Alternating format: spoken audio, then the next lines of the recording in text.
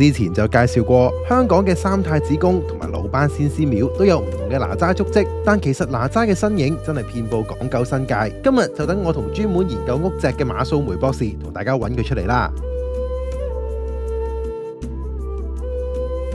要數香港保存得最好嘅哪吒或者封神榜主題屋脊，就一定要講位於屯門嘅青山寺啦。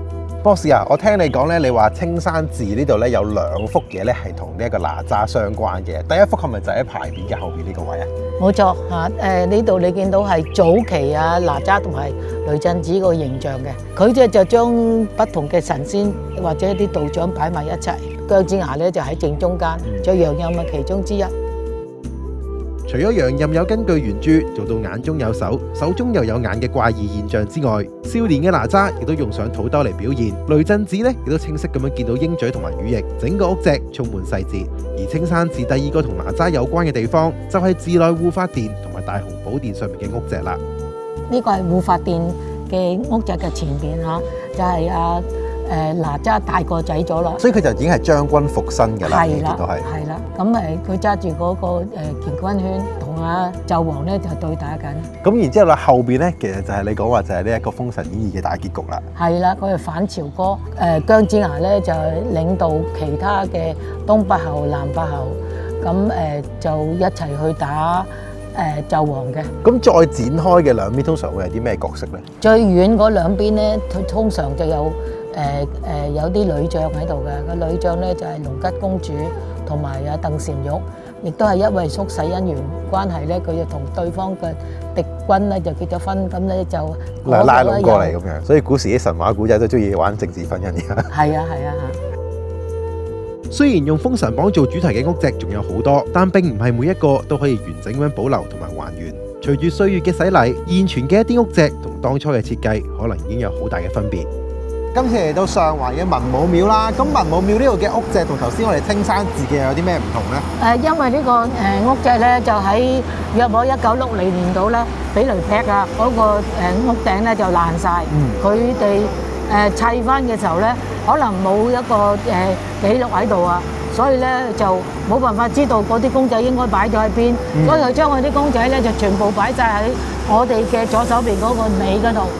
咁其他嗰啲咧，佢都唔知道個次序係點樣嘅，咁佢哋咧就求其咁樣排咗落去，所以咧就嗰啲嘢仲喺度，不過就嗰個次序咧就唔啱。我見你當時咧做咗好多嘅研究啦，係點樣去還原翻呢一個屋脊上面嘅嗰啲公仔嘅？因為咧東華三院咧就有啲舊相啊，咁我哋隱約咧都見到嗰啲公仔係咩樣嘅，咁而家又有啲現成嘅公仔喺度咧，我哋對翻嗰個公仔咧就可以排翻去嗰個次序出嚟嘅。你喺呢度睇到咧，嗰度有2個屋頂啊，綠色嘅屋頂，一個咧就向呢邊，一個向嗰邊啊。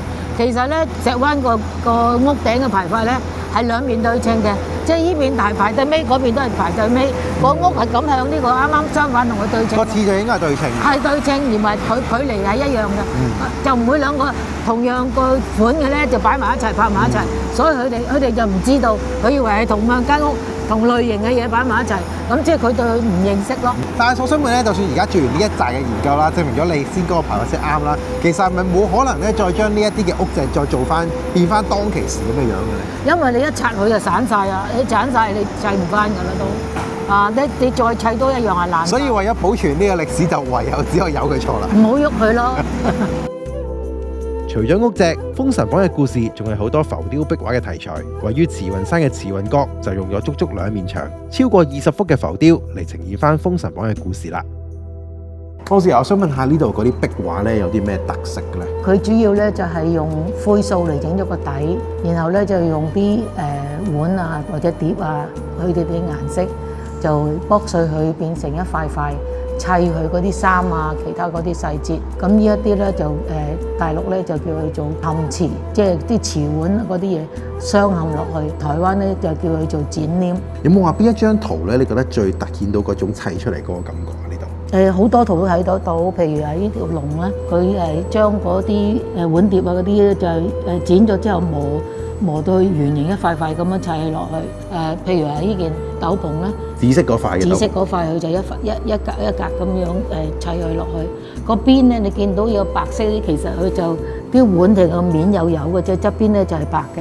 咁佢就磨少少嗰個邊俾人睇得到咧，就變咗有個白邊喺度。咁香港咧用呢一種嘅技術嘅壁畫或者係屋脊，其實多唔多咧？唔多大嘅，譬如好似喺銅鑼灣天后廟啦，同埋長洲玉虛宮咧，都好多嘅。佢有個龍島虎島，就係一埲牆咁樣，一邊係整龍，一邊就係整老虎，佢就用呢種方法嚟砌佢嘅。長洲玉虛宮咧就最多，佢連個屋頂嗰個屋脊咧，全部嗰啲龍啊都係用呢種方法嚟砌嘅，係啦。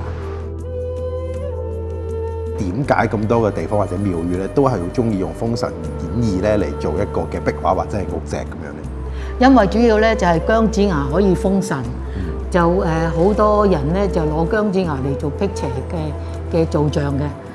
好多新界嘅屋咧，佢哋會擺一幅相，咁就寫住咧姜太公在此百無禁忌，佢愛嚟治邪嘅。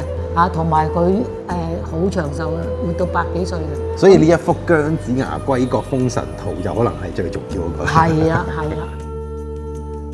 喺香港，你仲喺咩地方見過哪吒或者係封神榜嘅足跡呢？